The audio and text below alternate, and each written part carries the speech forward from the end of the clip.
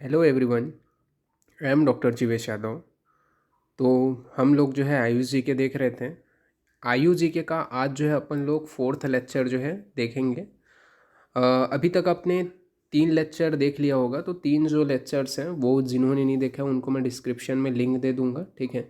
वो लेक्चर के साथ साथ जो है उसके नोट्स भी डाउनलोड कर सकते हैं जो मेरे टेलीग्राम पे हैं, ठीक है। तो लेक्चर को आपको सुनना है। आज की क्लास में अपन फोर्थ लेक्चर जो है स्टार्ट करते हैं, ठीक है।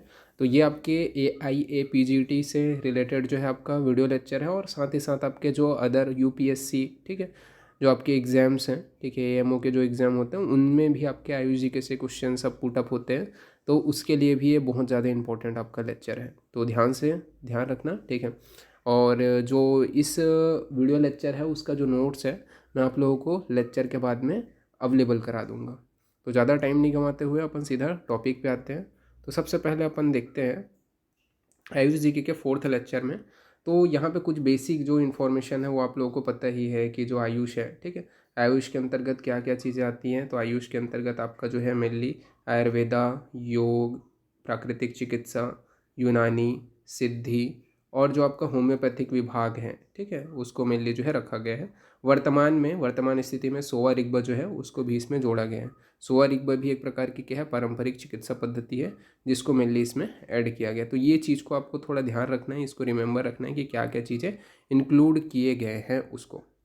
देन अपन आगे बढ़ते हैं। तो आगे आपका क्या बताया गया है, तो यहाँ पे आपका जो है आयुर्वेद, योग एवं प्राकृतिक चिकित्सा, यूनानी सिद्धि, सोवा रिग्पा और होम्योपैथी, इसके बारे में बताया गया कि भारतीय चिकित्सा पद्धति के विकास के लिए। तो यहाँ पे आपका जो भारतीय चिकित्सा पद्धति है उसके विकास के लिए भारत सरकार ने आपका 1995 में, ठीक है, 1995 में भारतीय चिकित्सा पद्धति और होम्योपैथिक जो विभाग है उसको अलग से उसे क्या है स्थापना किया, ठीक है, उसको क्या है सेपरेट कर दिया, अलग कर दिया। तो ये आपको याद रखना है 1995 में। ये हमने पहले भी डिस्कस कर चुके हैं, आपने अगर प्रीवियस लेक्चर देखा होगा तो उसमें आपको पता होगा। इसके बाद में स्वास्थ्य एवं परिवार कल्याण मंत्रालय के स्वास्थ्य विभाग से विभाजित कर, मतलब पहले ये क्या था आपका इंक्लूड था 1995 में आपका स्वास्थ्य एवं परिवार जो कल्याण मंत्रालय है उसके विभाग में ही ये जुड़ा हुआ था, लेकिन 1995 में इसे अलग अलग कर दिया, ठीक है, और इसको अलग से भारतीय चिकित्सा पद्धति और होम्योपैथी विभाग के नाम से इसे स्थापना की गई, जिसको मेनली नवंबर 2003 में, ठीक है, 2003 में इसका नाम बदल करके आयुर्वेद, योग, प्रकृति चिकित्सा, यूनानी, सिद्ध एवं होम्योपैथी विभाग नाम रखा गया, ठीक है। तो ये जो डेट है नवंबर 2003, ये आप लोगों को याद रखना है कि नवंबर 2003 में इसको जो है अलग से आपका रखा गया, ठीक है। फिर उसके बाद में अपन आगे बढ़ते हैं। तो आगे यहाँ पे आपका बोला गया है कि आयुष जो है संक्षिप्त वर्ण है, ठीक है, संक्षिप्त वर्ड है। आप लोगों को पता है कि आयुष का मतलब क्या होता है, आयुर्वेद, योगा, यूनानी, सिद्धि एंड होम्योपैथी, ये आप लोगों को पता है, ठीक है। तो ये तो आपको पता है। देन अपन बात करते हैं आपका जो 2014 में 9/11/2014 को जो तत्कालीन सरकार है उन्होंने आयुष मंत्रालय की स्थापना की। तो आयुष मंत्रालय की स्थापना के विषय में भी हमने पहले भी डिस्कस कर लिया है कि ये जो डेट है उसको आपको याद रखना है, ठीक है, आयुष मंत्रालय की स्थापना की। इसके बाद में आयुष मंत्री के रूप में प्रथम जो मंत्री बने वो कौन थे, तो श्रीयुत श्री पदम यशोद नायक जो है वो पहले आपके मंत्री थे। तो पहले आयुष मंत्री, इनसे भी अगर क्वेश्चन आपके पुटअप हो सकते हैं तो इसको भी थोड़ा ध्यान में रखना। पहले जो आयुष मंत्री थे आपके वो कौन थे, तो यहाँ पे श्रीयुत श्रीपदम यशो नायक, ये इनको क्या है नियुक्त किया गया। तो इनके नाम आपको याद रखना है। देन अपन आगे बढ़ते हैं। तो आगे आपका बोला गया है वर्तमान में जो आपके आयुष मंत्री हैं वो कौन है, वर्तमान में अभी एट प्रेजेंट कौन है, तो सर्वनाड़ा सोनोवाल, ठीक है। तो श्री सर्वनाड़ा सोनोवाल जी हैं, वो मेनली अभी वर्तमान के आयुष मंत्री हैं, ये आपको याद रखना है, जो आपके कार्यभार को संभाल रहे हैं। इसके अलावा आयुष मंत्रालय के वर्तमान जो सचिव हैं उनके नाम को भी याद रखना है कि कौन है वो, वैद्यराज राजेश कोटेच, ठीक है। तो ये जो है कोटेचा मेनली जो है आपके वैद्यराज राजेश कोटेचा मेनली अभी वर्तमान में सचिव हैं, ठीक है, आयुष मंत्रालय के सचिव हैं। और 3 संयुक्त जो आपके सचिव हैं वो भी हैं, जो क्रमशः शिक्षा, चिकित्सा एवं जो आपके प्रशासनिक जो कार्य हैं उनको देखते हैं। इसके अंतर्गत अपन और आगे चीज़ों को देखेंगे कि वो कौन कौन है, ठीक है, तो उसको भी अपन देखेंगे कौन से। तो मेनली ये जो इंपॉर्टेंट्स नाम है वो मैंने आप लोगों को बता दिए, जिनको आपको याद रखना है, ठीक है, कि इनसे भी आपके क्वेश्चंस पुट अप हो सकते हैं, इस वजह से मैंने यहाँ पे आप लोग को बता दिया। देन अपन आगे बढ़ें तो यहाँ पे आपका जो है कौन से जो है आपके इसके अंतर्गत कौन से कार्य करने वाली जो संस्था है आयुष मंत्रालय के अंतर्गत वो आती हैं, तो उनके नाम यहाँ पे अपन लोगों ने प्रीवियस जो लेक्चर है वो डिटेल में अपन लोगों ने डिस्कस कर लिया। तो उनके जो नाम है, जैसे कि अनुसंधान परिषद अगर के बारे में बात करें तो अनुसंधान परिषद में सबसे पहले आपका CCRAS आता है, ठीक है, जिसको हमने डिटेलिंग में डिस्कस कर लिया है। इसके अलावा CCRYS आता है, इसके अलावा CCRUM आता है, ठीक है, CCRS आता है, इसके अलावा CCRH आता है, आपका जो नया भी NCISM है वो आपका आता है, और आपका CCH आता है, ठीक है। तो जिन्होंने प्रीवियस लेक्चर नहीं देखा है या नहीं सुना है, ठीक है, उन लोग को अगर इनका जो फुल फॉर्म है वो जानना है तो वो प्रीवियस लेक्चर को देखें, ठीक है, उनको भी अटेंड करें, उसमें अपन लोगों ने इसके बारे में डिस्कस कर लिया है। फिर उसके बाद में प्रयोगशाला, तो इसके बारे में आपका प्रयोगशाला में आपका बोला गया है PLIM है, ठीक है, इसके अलावा आपका HPL है, ठीक है, ये मिल आपके प्रयोगशालाओं के विषय में बताए गए। राष्ट्रीय संस्थान, तो इसके बारे में भी अपन लोगों ने डिटेल से डिस्कस किया था, तो उनके यहाँ पे आपके नाम बताया गया है कि NIA हो गया, इसके अलावा NIN हो गया, NIU हो गया, NIS हो गया, ठीक है, इसके अलावा आपका NIH हो गया, आपका IPGT RA है, ठीक है, जिसको अपन लोग को पता है, इसके अलावा RAV हो गया, और आपका लास्ट कौन सा है, 8th जो है वो राष्ट्रीय संस्थान के अंतर्गत NDNIY, ठीक है। तो ये अपन लोगों ने इनके पूरे फुल फॉर्म्स वगैरह डिस्कस कर लिए हैं, क्या क्या नाम है, ठीक है। तो ये चीज़ आपको थोड़ा याद रखना है। मैं बस यहाँ पे एक बार सुपरविजनली आप लोग को रिवाइज करा रहा हूँ कि क्या क्या चीज़ें अभी तक अपन लोगों ने पढ़ लिया और क्या क्या चीज़ें आपको अभी याद रखना है, ठीक है। तो ये थोड़ा आपको ध्यान रखना है।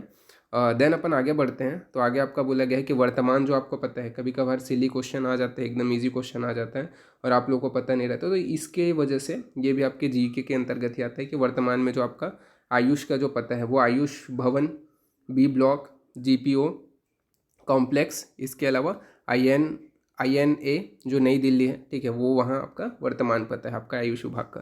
तो ये भी थोड़ा सा आपका कॉमन सेंस में आपको याद रखना है कि कौन सा पता है। फिर अपन जो है जो आपका भारतीय चिकित्सा केंद्रीय परिषद है, ठीक है, CCIM, उसके बारे में यहाँ पे थोड़ा सा डिस्कस करेंगे। सारे जितने भी आपके परिषद हैं उनके कुछ कुछ पॉइंट्स आपके बच गए थे, ठीक है, प्रीवियस लेक्चर में, वो सभी चीज़ों को अपन लोग यहाँ पे देखेंगे। तो शिक्षा एवं उपाधि में एक रूपता लाने के लिए दिसंबर 1970 में भारतीय संसद ने Indian medicine central council act पास किया। इसे क्या है, क्रियान्वित करने के लिए केंद्रीय भारतीय चिकित्सा परिषद की स्थापना की गई। परिणाम स्वरूप 1971 में जो है 1971 में क्या हुआ, तो ये जो परिषद है, ठीक है, परिषद ने अपना कार्यभार प्रारंभ कर दिया और इसमें आयुर्वेद के जो विशेषज्ञ थे, जो सदस्य थे, उनको क्या है मेनली जो है नियुक्त किया गया, तथा शिक्षा की जो उपाधि है, पाठ्यक्रम है, वो मेनली क्रियान्वित किया गया। तो ये जो डेट है वो आपको याद रखना है कि 1971 में मेनली जो है आपका परिषद की जो है कार्य जो है स्टार्ट हो गया था, ठीक है। प्रस्ताव कब दिए थे, तो 1917 में दिया गया था, ठीक है, 1970 में दिया गया, तो 1971 में यहाँ जो है स्टार्ट हो गया था, जिसमें आपका शिक्षा की उपाधि वगैरह देना मेनली जो है सम्मिलित हो गया।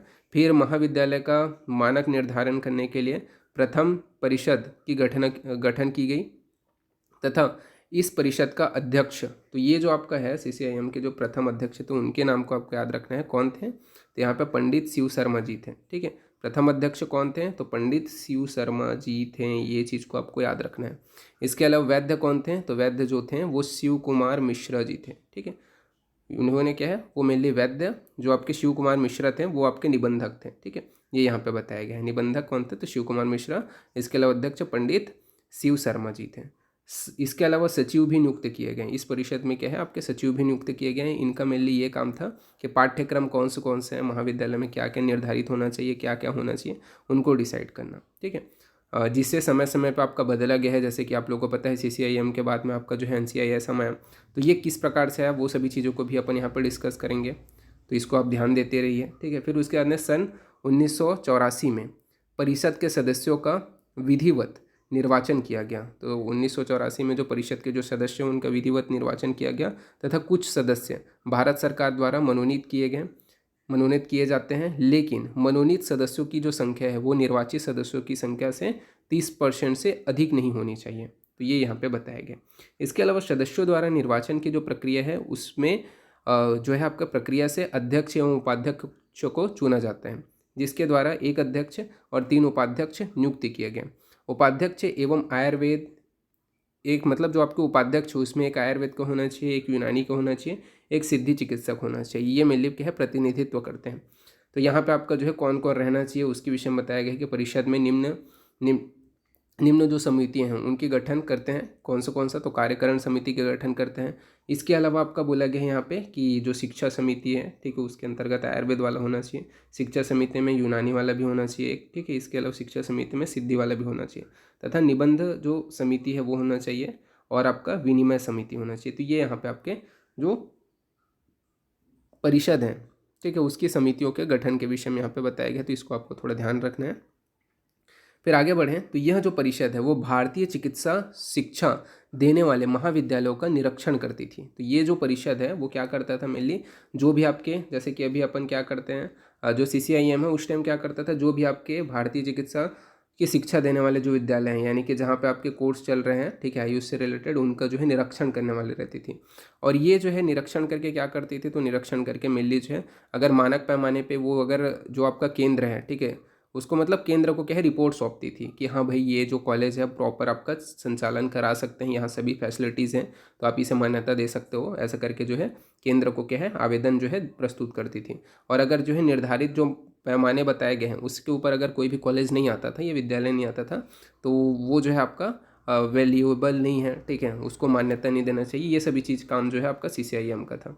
वर्ष 1920 में, सॉरी 2020 में क्या हुआ, CCIM को भंग कर दिया गया, ठीक है। तो ये चीज़ को, ये डेट भी आपको याद रखना है कि 2020 में क्या है आपका CCIM भंग किया गया, और उसकी जगह क्या है NCISM, ठीक है, इसकी स्थापना की गई। तो ये भी आपको याद रखना है कब जो है आपका NCISM है उसकी स्थापना हुई, यानी कि जो आपका national commission of Indian systemic, जो आपके सिस्टमिक ऑफ ए मेडिसिन जो है, ठीक है, उसकी स्थापना कब हुई वो आपको याद रखना है, ठीक है। कब हुआ, तो 2020 में मिली इसकी स्थापना हुई। जिसके जो अध्यक्ष थे, प्रथम अध्यक्ष, देखो सभी के जो प्रथम अध्यक्ष हैं उनके नाम है आपको याद रखना ज़रूरी है, ठीक है। तो प्रथम अध्यक्ष कौन थे, तो जो आपके वैद्य जयंत देव पुजारी बने, ठीक है। तो जो आपका NCISM है, ठीक है, उसके प्रथम अध्यक्ष कौन बने, प्रथम जो अध्यक्ष हैं वो आपके वैद्य जयंत देव पुजारी जी को बनाया गया। तो ये भी आपको याद रखना है, ठीक है। फिर अपन आगे बढ़ते हैं, तो आगे आपका क्या चीज़ बोला गया है, तो इसे अपन नेशनल जो आपका commission of Indian systemic of medicine, उसके बारे में बोला गया कि भारतीय चिकित्सा पद्धति राष्ट्रीय आयोग, इसे अपन हिंदी में बोलते हैं। इसके अलावा वर्ष 2020 में भारत सरकार द्वारा जो आपका छैबेट एक्ट है वो पारित किया गया, जिसका यहाँ पे आपका डेट बताया गया है। कौन सा डेट है वो, तो यहाँ पे आपका 21/9/2020 को, ठीक है, इसे लागू किया गया, ठीक है। तो ये भी डेट आपको याद रखना है कि 21/9/2020 को ये जो है आपका लागू किया गया। यह ऐसा एक्ट था जो चिकित्सा शिक्षा की गुणवत्ता को सुनिश्चित करने तथा कम खर्च में उपलब्ध कराने की व्यवस्था करता था, ठीक है। तो ये आपके एक्ट के विषय में यहाँ पे बताया गया है। फिर भारतीय पद्धति की चिकित्सा शिक्षा में पर्याप्त संख्या में उच्च गुणवत्ता युक्त चिकित्सकों एवं विशेषज्ञों की उपलब्धता संपूर्ण भारत में सुनिश्चित करना इस संस्थान का मुख्य उद्देश्य था, ठीक है। तो ये यहाँ पे आपका बताया गया, इसको भी आपको याद रखना है।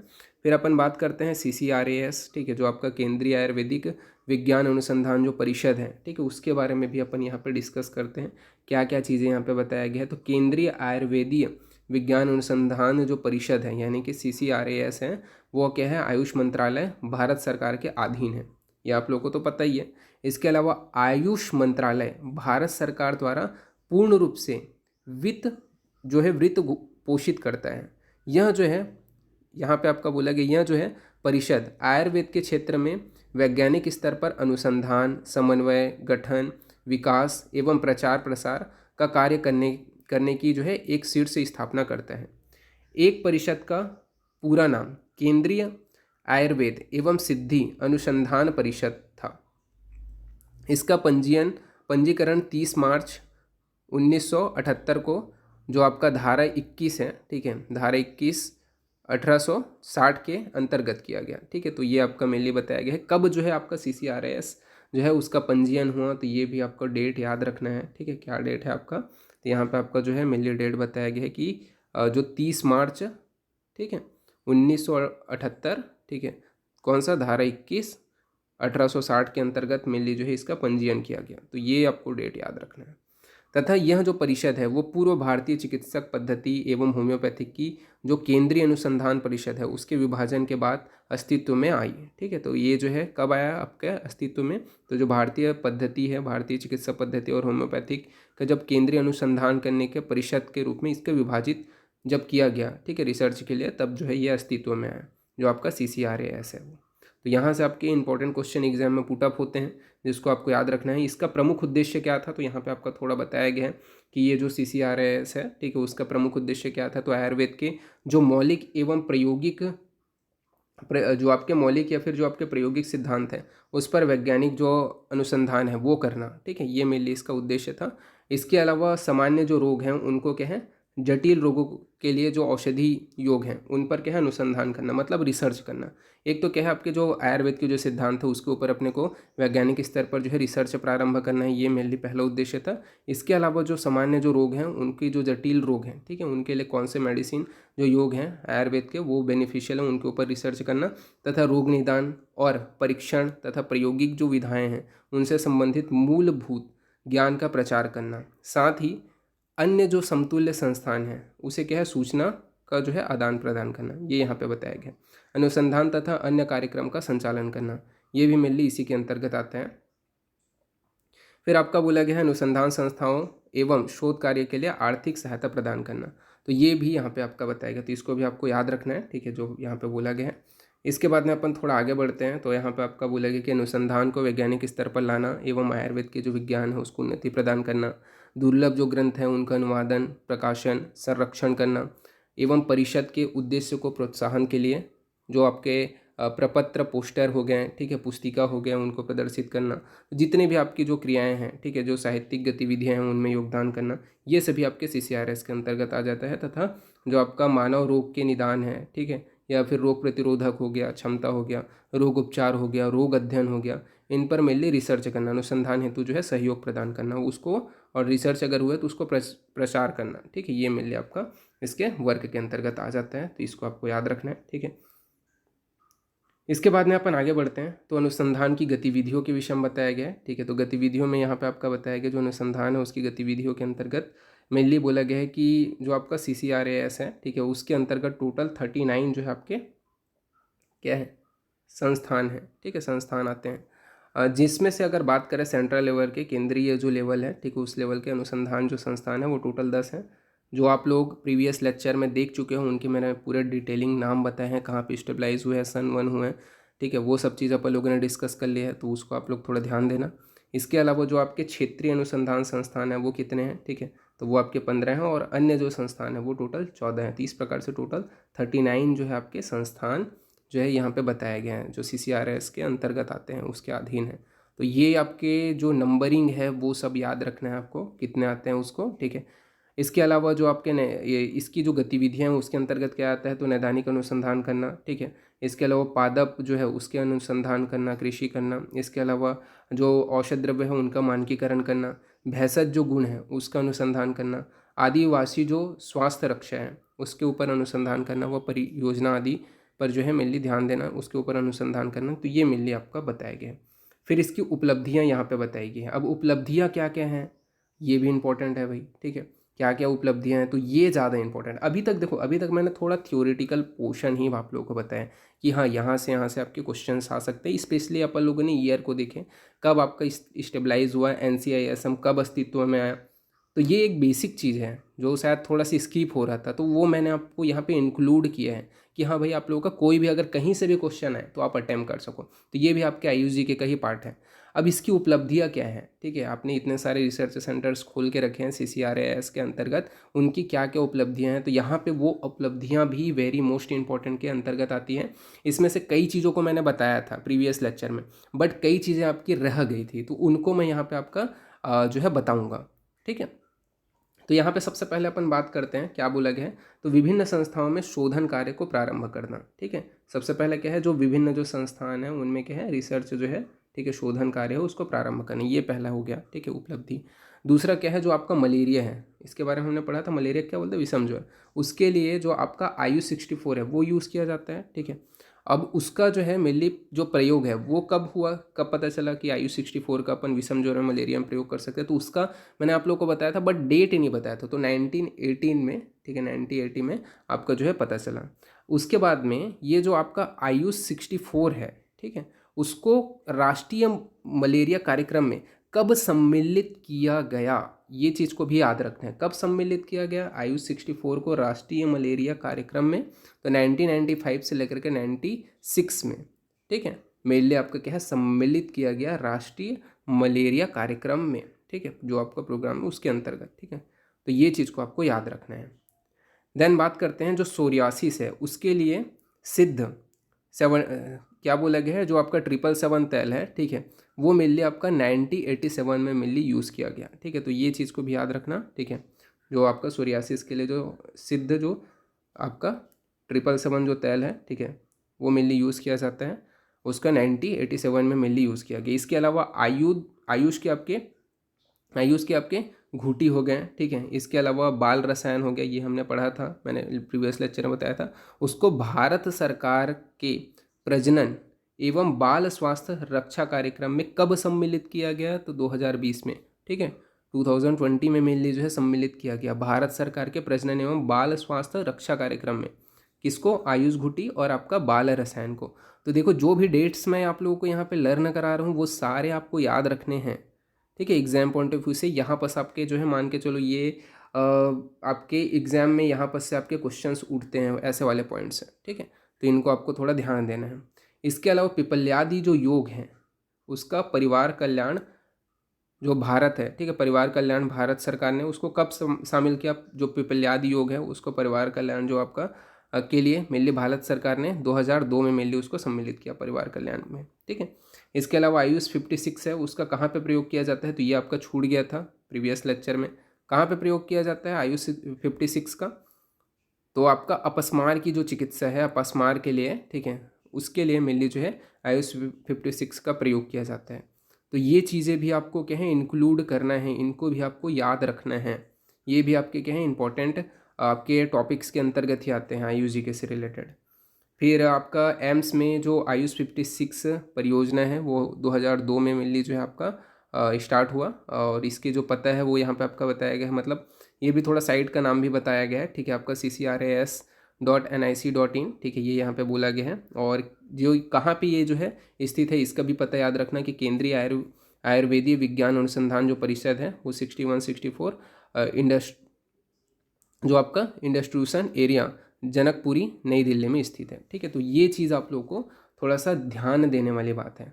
एक बार मैं वापस रिवाइज कर देता हूँ क्या क्या चीज़ें आप लोग को लर्न करनी है, ठीक है। और यहाँ पे मैं जो इस PDF का जो पासवर्ड रखने वाला हूँ, ठीक है, वो क्या रखने वाला हूँ वो भी मैं आप लोगों को बता देता हूँ। क्या रहेगा इस PDF का पासवर्ड, तो इस PDF का जो पासवर्ड रहेगा वो आपका रहेगा आयुष, ठीक है, आयुष आपका क्या रहेगा आयुष करके ही इसका पासवर्ड रहेगा, ठीक है, आयुष करके ही मैं इसका पासवर्ड रखूँगा, ठीक है। तो ये चीज़ को आपको थोड़ा ध्यान रखना है। तो एक बार मैं रिवाइंड करा देता हूँ क्या क्या हमने देखा अभी तक जो आपकी क्लास हुई उसमें, ठीक है। तो क्या क्या चीज़ हमने अभी तक जो है ध्यान दिया है उसको अपन देख रहे हैं। तो सबसे पहले अपन लोगों ने मेनली आयुष विभाग की स्थापना वगैरह कब हुई, ठीक है, वो चीज़ अपन लोगों ने डिटेलिंग देख लिया कि आयुष के अंतर्गत क्या क्या आता है। ये जो डेट्स हैं 1995 हो गया, नवंबर 2003 हो गया, ठीक है, ये आप लोग को याद रखना है। तत्कालिक जो आयुष मंत्री थे, ठीक है, मंत्रालय है, उसके सरकार मतलब जो आयुष मंत्री हैं, ठीक है, वो उनके नाम को याद रखना है, ठीक है। प्रथम जो मंत्री हैं उनका नाम को याद रखना है, सचिव कौन है उनके याद रखना है, कौन से अनुसंधान परिषद है, प्रयोगशाला कितने हैं, राष्ट्रीय संस्थान कितने हैं उनको याद रखना है, वर्तमान पता क्या है वो याद रखना है, CCIM कब जो है आपका अस्तित्व में आया, उससे रिलेटेड जो भी आपकी इन्फॉर्मेशन है उसको याद रखना है। तो ये सारी चीज़ों को आपको इसमें ध्यान देना है। और फिर भी अगर कुछ डाउट रहा इससे रिलेटेड, ठीक है, तो आप मेरे को ग्रुप में मैसेज कर सकते हो, ठीक है, मैं वहाँ पे आप लोग को जो है सारी चीज़ें आप लोग को क्लियर कर दूंगा, और ठीक है अगर किसी को भी कुछ डाउट रहा तो, ठीक।